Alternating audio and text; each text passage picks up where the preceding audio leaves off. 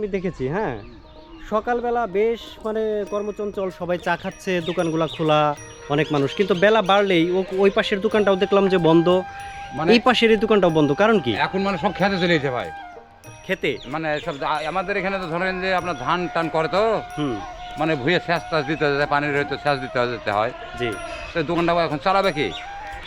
এখন ধরেন দেখেন দোকানদারে দেখেন, এখন এখানে যাবে ভুঁয়ে পানি দিবে, গরু মাঠে নিয়ে যায়, গরুও চড়াবে, ধানে ভুঁয়ে পানিও দিবে, দিয়ে ওম দিয়ে আবার বাজার চলে যাবে। উনি এই চায়ের দোকানদার না না? ওই চায়ের দোকান, ওইটার? হ্যাঁ এই যে আমাদের বাড়ি কাছে, হ্যাঁ, ওইটা যেটা সকালে চা খেলাম। হ্যাঁ হ্যাঁ, ও, এই দেখেন ব্যাগ হাতে লিখে দেখতেছেন, হ্যাঁ হ্যাঁ এদিকে মাঠে যাচ্ছেন পর্যন্ত গরু চড়াবে, হ্যাঁ। সারা পৃথিবী টাঙ্গালাকে ধরেন ওরাই কিন্তু আত্মসত্যি ভাই। আচ্ছা,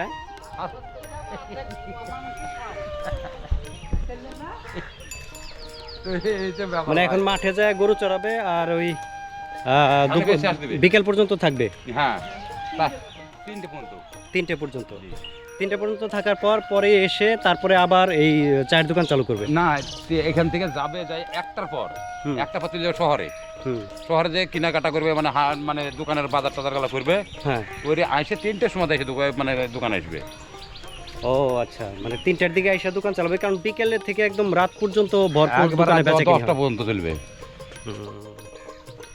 বুঝতে পারছি। এই জন্য সকালে চরখানপুরের প্রতিটি দোকান কর্মচঞ্চল থাকে, দুপুরে একদম বিকাল পর্যন্ত বন্ধ, বিকেল থেকে আবার শুরু হয়। জি জি, রাত 8টা 9টা 10টা পর্যন্ত মনে হয় চলে না? 10টা পর্যন্ত চলে।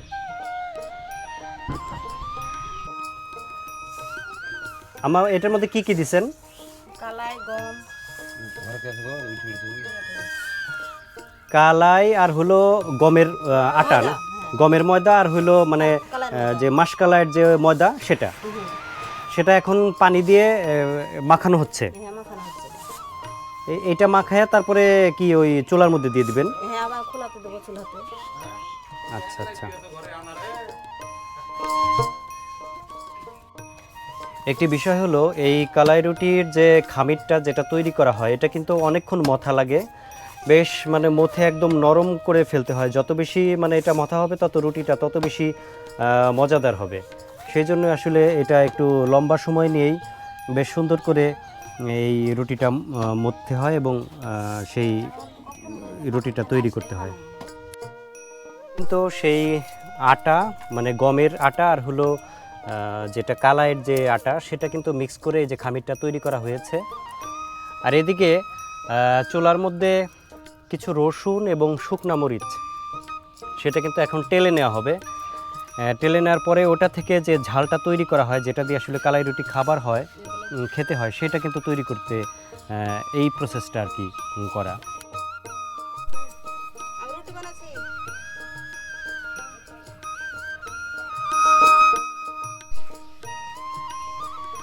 এই বাড়িতেই আজকে তৈরি হচ্ছে কালাই রুটি। আমরা আসলে কালাই রুটি খাবো, কালাই রুটির বানানোর যে প্রক্রিয়া সেটাও দেখব,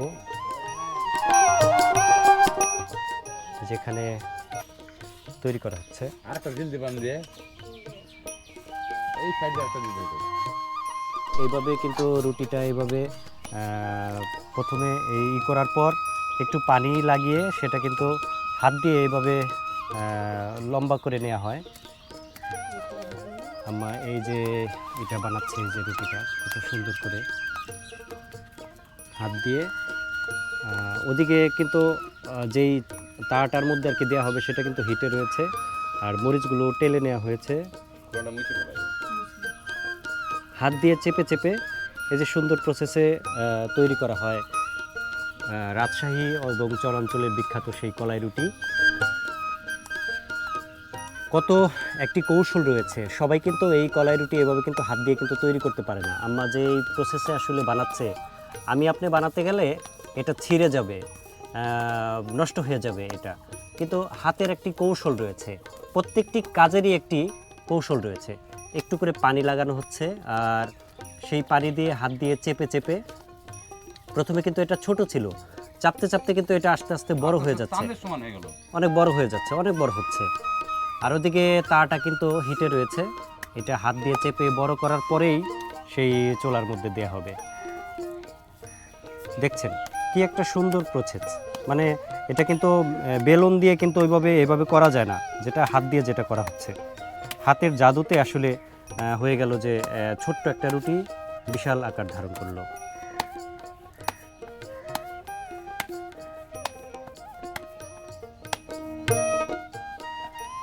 হাতের কাজ শেষ, এখন এই যে দেয়া হলো চুলার মধ্যে।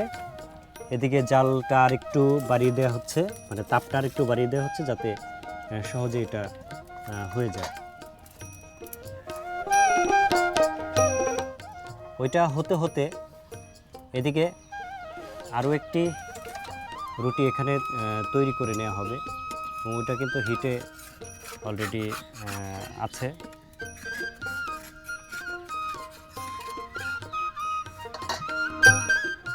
এক পাশ হয়ে যাওয়ার পর উল্টিয়ে আবার তৃতীয় পাশ দেওয়া হচ্ছে। এই যে দেখেন প্রসেসটা, কিন্তু একটা রুটি কিন্তু হিট হচ্ছে, আর কিভাবে একটা বল থেকে এত বড় একটা রুটি তৈরি হয় সেই প্রসেসটাই কিন্তু আপনাদেরকে দেখাচ্ছি। একটু করে ময়দা লাগিয়ে নেওয়া হচ্ছে যাতে হাতের মধ্যে লেগে না যায়, সেই কারণে। আর হাত দিয়ে এভাবে চেপে চেপে চেপে চেপে রুটিটা তৈরি করে ছোট্ট থেকে বড় হয়ে যায়। ভালোভাবেই কিন্তু সেটা তাপিয়ে নেওয়া হচ্ছে। আমা, এই রুটিগুলো কি শহরের মানুষ চাইলে কি বানাতে পারবে? পারবে, যারা মানে বানায় তারা পারবে, তাছাড়া তেমন পারবে না। না পারার কারণটা কি? এটা কি মানে আলাদা কোনো কৌশল রয়েছে? কৌশল রয়ে নেই, মানে এটা হাতের কাছে সব। মানে হাতের একটা কৌশল আছে, যেই কারণে মানে সবাই চাইলে, আমি চাইলে কিন্তু পারবো না, এটা ফেটে যাবে, তাই না? ফাটে যাবে, যে মধ্যখান ছিঁড়া যাবে, মাঝখানে ছিঁড়ে যাবে, ফেটে যাবে। সেই কৌশলটাই কিন্তু এরা রপ্ত করেছে। এই যে একটা রান্নাঘর, খুব সুন্দর একটা রান্নাঘর, এখানে কিছু লাকড়ি, এখানে মাটির একটা ঝাড় রয়েছে, এটার মধ্যে কিন্তু বিভিন্ন জিনিসপত্র রাখা হয়। এই চরের মানুষেরা এই মাটির ঝাড়ের মধ্যেই সব জিনিস রাখে।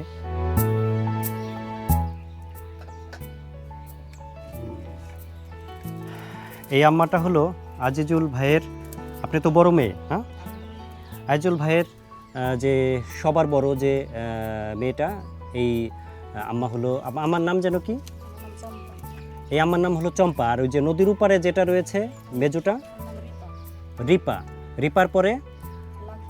রিপার পরে হলো লাকি, লাকির পরে হলো কুলসন।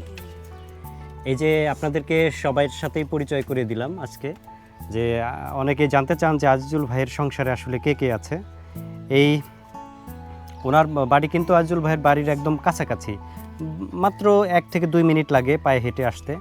তো এখানেই এই ওনার বাড়ি রয়েছে, এখানে ওনার বিয়ে হয়েছে, সংসার হয়েছে। দিয়ে যে ঘোরাচ্ছেন, এটা আমরা যারা পারি না তারাই করতে গেলে হাতের থেকে ছুটে যাবে না, পড়ে যাবে, পড়ে যাবে। ছিটকে যাবে। কিন্তু এইখানে এই যে হাতে রাখার একটা কৌশল রয়েছে না। প্রিয় বন্ধুরা, আপনারা দেখছেন রাজশাহীর এবং চরাঞ্চলের বিখ্যাত সেই কলাই রুটি বানানোর প্রসেস। আমরা রয়েছি রাজশাহীর প্রত্যন্ত একটা চর, সেটা হলো খানপুর, যাকে সবাই চর খানপুর নামেই চেনেন। এই রান্নাঘরটার মধ্যে আজিজুল ভাইয়ের বড় মেয়ে, উনি আমাদের জন্য কলাই রুটি তৈরি করছেন। কলাই রুটি বানানোর যে প্রসেস সেটাও আপনাদেরকে দেখালাম যে কিভাবে এটা বানাতে হয়, এবং এটা খাবার জন্য যে ঝালটা বানানো হয় সেই ঝাল বানানোর প্রসেসটাও আপনাদেরকে দেখিয়েছি কিছু অংশ, যে এটা প্রথমে টেলে নেওয়া হয়েছে, ওটা যখন ফাইনালি প্রসেস করা হবে সেটাও আপনাদের সামনে তুলে ধরবো। কালাই রুটি একটা কিন্তু ওইদিকে অলরেডি হয়ে গেছে, এই যে একটা রুটি কিন্তু অলরেডি কমপ্লিট, এবং আরেকটা রুটি অলরেডি হাত দিয়ে কমপ্লিট করা হয়েছে টেলে টেলে। এটা কড়াইতে দিয়ে দেওয়া হলো। অলরেডি কিন্তু 2টি রুটি একদম বানানো শেষ পর্যায়ে। 3 নম্বর রুটি যেটা, সেটা এখন সেই, আজ 3টে রুটি খাইতে হবে। হ্যাঁ আজ 3টে রুটি খাইতে হবে। না, আমরা কেমনি খাবো? আমি তো একটা রুটি পুরোপুরি খেতে পারবো না। হ্যাঁ, তাই নাকি? আমি আসলে খেতে পারি না বেশি। আম্মা আমাকে বলছে যে 3টা রুটি আজকে খেয়ে উঠতে হবে, কিন্তু আমি আসলে অনেক মজা লাগে এই কলাই রুটিগুলো। রাজশাহীর এই কলাই রুটিগুলো কিন্তু গরম গরম সেই ঝালের সাথে খেতে খেতে খুবই মজা। সেটা হলো যে হাত দিয়ে চেপে চেপে যে তৈরি করা, এটাই আসলে সবচেয়ে বড় মুনশিয়ানা। এখানেই সেই কারুকার্যটা, যে যে কেউ চাইলে কিন্তু বানাতে যা যা হাতে পারবে তুমি খোলা তোরা দিতে জানবে না। ও হাত দিয়ে যদি বানাতে কেউ পারে, খোলাতে দিতে পারবে না। না। দিতে গেলে কি হবে? এখানে ওরা ছাকা লাগবে, তাই মানে এবার দিতে জানবে না। প্রত্যেকটি পরতে পরতে আসলে কৌশল রয়েছে, টেকনিক রয়েছে। মানে এই কলাই রুটি বানানে বেশ পারদর্শিতা দরকার আছে। যে কেউ চাইলেই এই কলাই রুটি তৈরি করতে পারবে না। এখানে আমাকে বিভিন্ন কৌশলের কথাই জানালেন, যে কেউ যদি হাত দিয়ে তৈরিও করতে পারে, সেটা এই খোলার মধ্যে দিতে গেলে কিন্তু হাতে ছ্যাঁকা লাগবে বা ওটা ছিঁড়ে যাবে।